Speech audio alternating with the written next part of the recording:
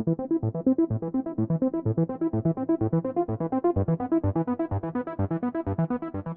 शेर है, भगोड़े नहीं है। हम ललकार का काम करते हैं क्योंकि हम हनुमान जी के चेला हैं। दरबार अंधविश्वास नहीं है। हम दरबार में ये तो कहते नहीं कि हम ठीक कर देंगे, हम बुलाते तो किसी को है नहीं। हनुमान जी सबको बुलाते हैं, हनुमान जी ठीक करते हैं। हम तो माध्यम में हम कह देते भाई जाओ तुम हनुमान चालीसा पढ़ देना और जाओ तुम्हारा ऐसा हो जाएगा। हनुमान जी वैसा कर देते हैं क्योंकि हमें अपने इष्ट पर भरोसा है। हनुमान जी हमारे नौकर नहीं है, हम हनुमान जी के चाकर हैं, लेकिन अपने इष्ट पर ये हमारा भरोसा है। बोलो सीताराम, जोर से बोलो। बागेश्वर धाम बाबा तो वैसे ही अपने भक्तों में बहुत लोकप्रिय हैं, लेकिन नागपुर में एक दरबार से भागने का आरोप लगते ही तमाम न्यूज चैनलों पर बागेश्वर धाम के महाराज पंडित धीरेन्द्र कृष्ण शास्त्री पर आरोप और प्रत्यारोप की बाढ़ सी आ गई है। तो आमजन के मन में तमाम शंकाएं उमड़ने लगी कि क्या पंडित धीरेन्द्र कृष्ण शास्त्री कहीं पाखंडी तो नहीं, या लोगों को मूर्ख तो नहीं बना रहा है, कहीं लोगों को अंधविश्वास के गहरे कुएं में ढकेल कर अकूत कमाई तो नहीं कर रहे हैं। और यह भी मन में आता है कि दरबार में लाखों लोगों के सामने रोने झूमने वाले लोग कहीं फिक्स तो नहीं, वे कहीं इन्हीं के आदमी तो नहीं हैं। फिर पत्रकारों, अब आप पत्रकारों में जिनके चाचा का नाम भृगुनाथ तिवारी हो वो आ जाए।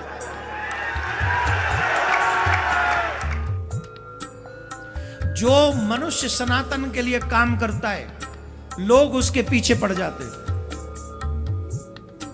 अभी कुछ दिन से आप देख रहे होंगे हमारे छोटे अनुज बागेश्वर धाम वाले महाराज जी, धीरेन्द्र कृष्ण शास्त्री जी महाराज, उनके पीछे कुछ लोग पड़ गए। ये अंधविश्वास फैला रहे, अंधविश्वास। अरे काय का अंधविश्वास? हनुमान चालीसा पढ़ो। हनुमान चालीसा में क्या लिखा है?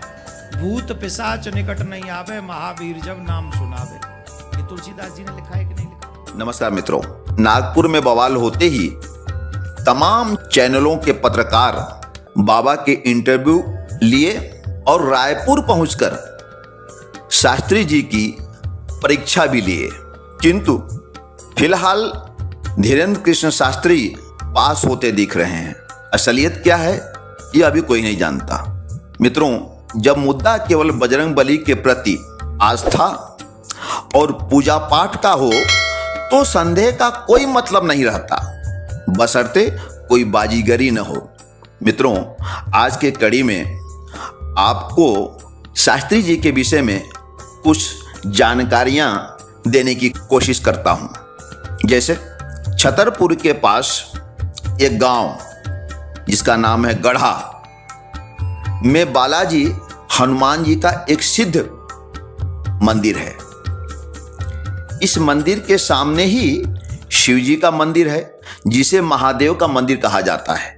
गढ़ा स्थित बागेश्वर धाम में ही सिद्ध गुरु और दादाजी महाराज की समाधि भी है। गढ़ा का यह बागेश्वर धाम स्थान उत्तराखंड के बागेश्वर धाम की ही शक्ति है। पंडित धीरेन्द्र कृष्ण शास्त्री अपने दादाजी भगवान दास को ही गुरु मानते हैं। इनके दादाजी एक सिद्ध संत थे। माना जाता है कि वह निर्मोही अखाड़े से जुड़े थे। वे भी अपने समय में दरबार लगाया करते थे।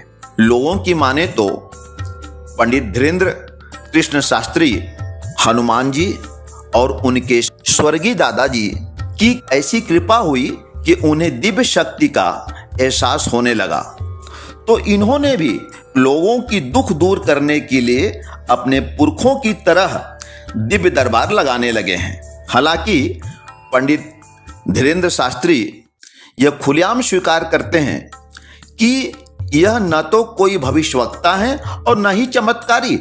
इनका मानना है कि जो कुछ होता है वह भगवान बजरंगबली के कृपा से होता है।